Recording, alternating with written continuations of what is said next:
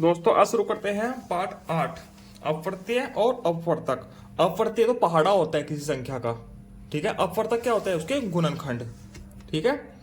देखो इसमें समझाया गया भी है किसी संख्या के अपवर्तीय। अपवर्तीय का तात्पर्य उस संख्या का पहाड़ा होता है, ठीक है। ये पहाड़ा लिखा है, अपवर्तीय क्या होता है? पहाड़ा, ठीक।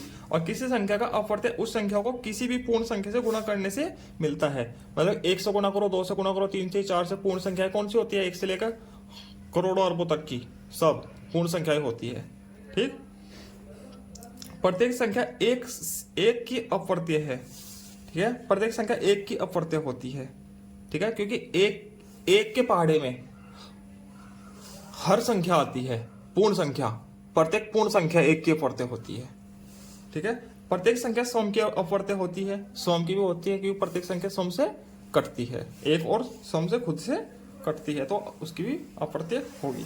चलो आगे देखते हैं। देखो, समझो और खाली जगह भरते हुए उसके अपवर्त्य लिखने हैं। पहाड़ा लिखना है एक प्रकार से। 2 के अपवर्त्य क्या होंगे? 2, 4, 6, सॉरी 2, 4 और 6, ये लिखे है 2, 4, 6। आगे हो सकते हैं 8, 10, 12, 14, 16, 18, 20। उसका पहाड़ा होगा एक प्रकार से, ठीक है। 3 के अपवर्त्य क्या होंगे? 3 में पहले 1 से गुणा करेंगे तो क्या आया? 3। 2 से गुणा करेंगे 6, 3 से गुणा करेंगे 9, तो क्या हुई? 3, 6, 9।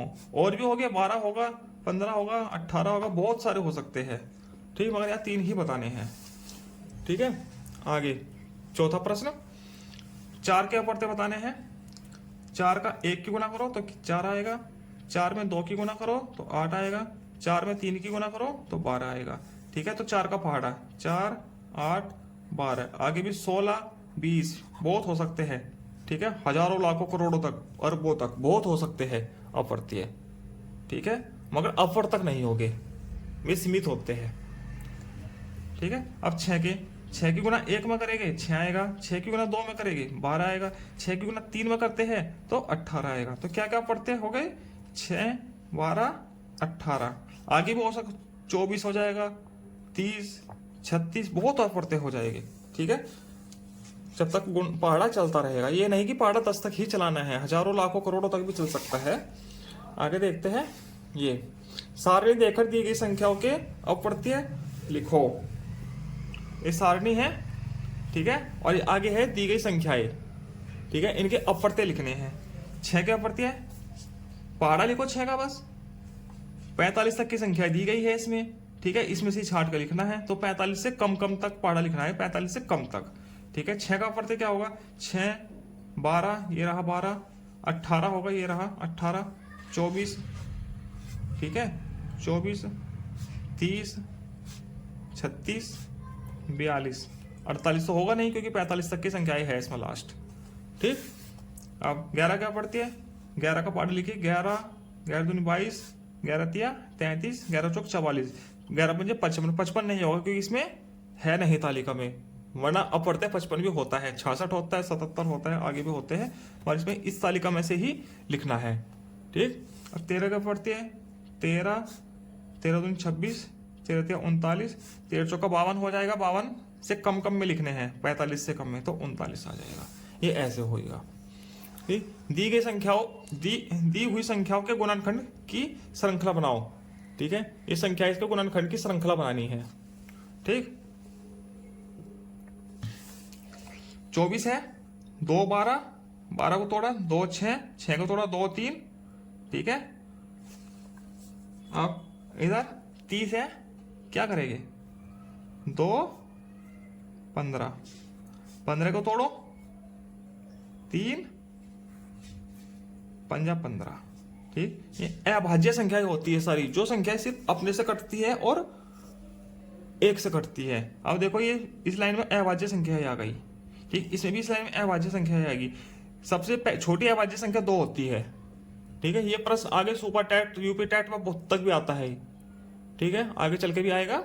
सबसे छोटी अभाज्य संख्या 2 होती है, ये याद रखिएगा, ठीक। 24 के 6, 4 और 6 तोड़ा है, या 2 और 12 भी तोड़ सकते थे, जैसे ये किया इन्होंने करके दिखाया, ऐसे भी, ठीक है। फिर 4 को तोड़ो अभाज्य संख्याओं में, 6 को तोड़ी अभाज्य संख्याओं में, ठीक है। ये सब अभाज्य संख्या आ गई, तो ये क्या है? इनके गुणनखंड, ये असल में अभाज्य गुणनखंड होता है। ठीक है, पूरा नाम होता है इसका अभाज्य गुणनखंड। चलिए आगे चलते हैं अगले पेज पर, करके देखते हैं। गुणनखंड ही लिखेंगे इस बार। सारणी देखो और बताओ, क्या बताना है? भाज्य संख्या बतानी है। 18 से बड़ी ये सारणी है, चलो पूरा ले लेते हैं पेज पर। 18 से बड़ी और 28 से छोटी भाज्य संख्याएं, इसमें 19 से लेकर 58 तक की सारणी दी गई है।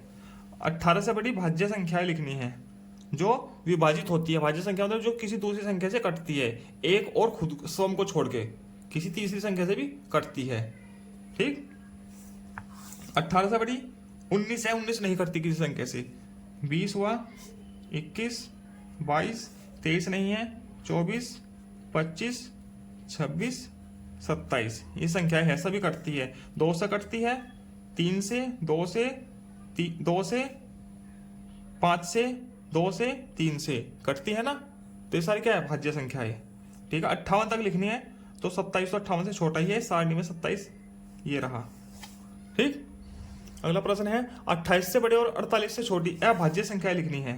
ठीक है, 28 से बड़ी 29 किसी संख्या से नहीं कटती, एक से कटती है या सौ से कटती है। 31, ठीक है, 32 भी कटती है, 33 कटती है, 34 कटती है, 35 भी कटती है, 36 कटती है, 37, 38 भी कटती है, 39 कटती है, 40 कटती है, 41, 42 भी, 43, 44, 45, 46 सब करती है, 47। ठीक, ये अभाज्य संख्याएं हो जाएगी। ठीक है, 48 से बड़ी और 58 से छोटी सम संख्या लिखनी। सम संख्या भी होती है जो 2 से कटती है। 48 से बड़ी होनी चाहिए, मतलब कि 50। ठीक है, 52, 54, 56। ठीक है, ये चारों आ जाएगी इसमें। ठीक, अब ये 49 से बड़ी और 57 से छोटी विषम संख्या लिखनी है। विषम संख्या जो 2 से नहीं कटती। ठीक है, 1, 3, 5, 7, 9, 11, 13 ये विषम संख्या होती है। 49 से बड़ी कौन सी होगी? 51, 53, 55, बस। फिर 57 तो छोटी हो गई, 57 तो बराबर हो गई, इसे छोटी लिखनी थी, तो ये तीनों संख्याएं है इसमें, आएगा उत्तर। आगे चलते हैं, रिक्त स्थानों की पूर्ति करो। ठीक, सबसे छोटी अभाज्य संख्या देखो मैंने अभी बताया था, क्या है? 2 है अभाज्य संख्या सबसे छोटी। ठीक है, वो कैसी है? सम है, तो इसमें आएगा सम। ठीक,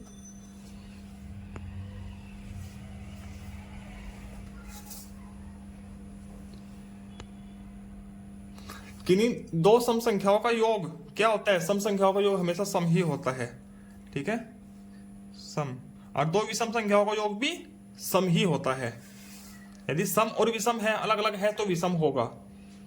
ठीक, किन्हीं 2 विषम संख्याओं का योग हमेशा सम होता है। जैसे कि 3 और 3 कितना होगा? 6। 6 क्या है? सम संख्या है। ठीक है, उदाहरण के लिए बताया है मैंने। सम और विषम संख्या का योग क्या होगा? विषम होगा। ठीक, 3 और 4 का योग करके देखो। 3 क्या है? विषम है, और 4 क्या है? सम। 7 आएगा तो 7 क्या है? विषम संख्या। ठीक, 1 से 10 तक की सभी सम संख्याओं का योग क्या होगा? ठीक है, 1 से 10 तक की सम संख्याओं का योग तो हमेशा सम ही होता है। 2, 4, 6, 8, 10 सभी सम है, तो योग भी सम होगा। ठीक, योग करके देख लेंगे आप लोग, पर योग सम ही होगा। 10 से 20 तक की सभी सम संख्याओं का योग। 10 से 20 तक की कौन कौन सी सम संख्याएं हैं? 11, 13, 15, 17, 19 कितनी संख्या है? 1, 2, 3, 4, 5 विषम है, तो योग भी विषम ही होगा। है, यदि 2 होती, 4 होती, 6 होती, फिर सम होता। ये 5 है, विषम है। विषम संख्या की गिनती भी विषम ही है, तो विषम ही होगा। करके देख लीजिएगा क्या आएगा योग इनका। 9, 7, 16, 5, 21, 24, 1, 25। ठीक, 2 हासिल है। 2, 3, 4, 5, 6, 7 75 है। 75 क्या है? विषम।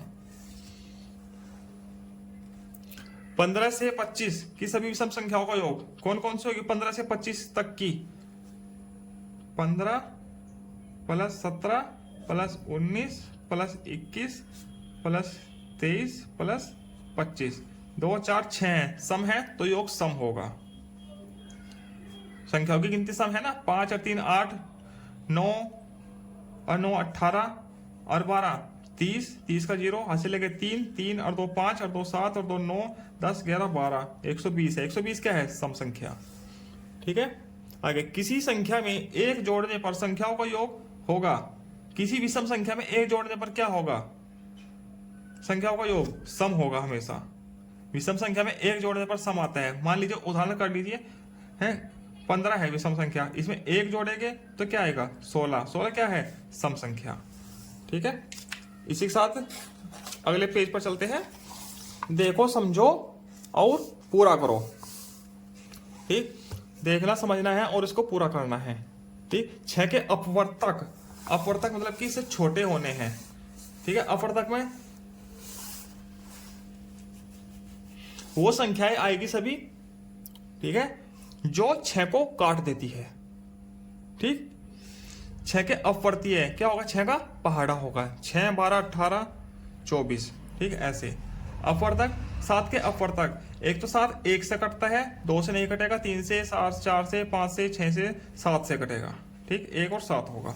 अपवर्तीय 7 14 7 21 7 चौक 28, ये पहाड़ा होगा। ठीक है, आगे भी चलता जाएगा।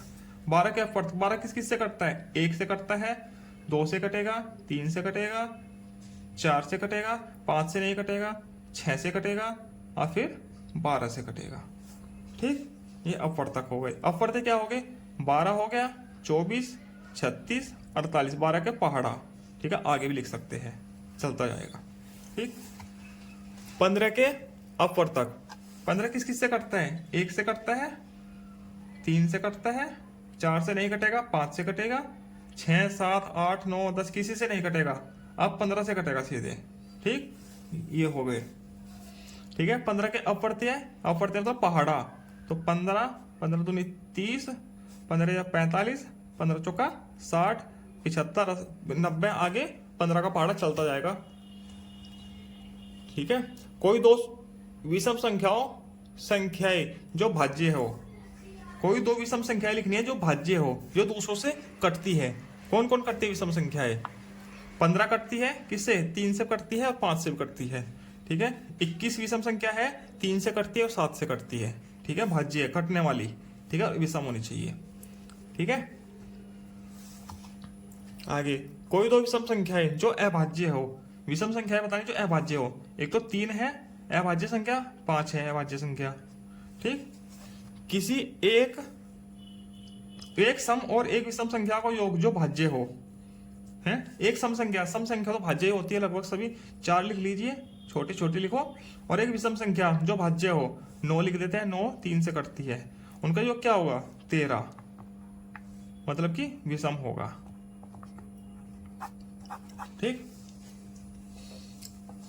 तो ये पूरा हो गया पार्ट 8। आगे चलते हैं पार्ट 9 पर। अगली वीडियो में मिलते हैं पार्ट 9 के साथ। धन्यवाद। जय श्री राम।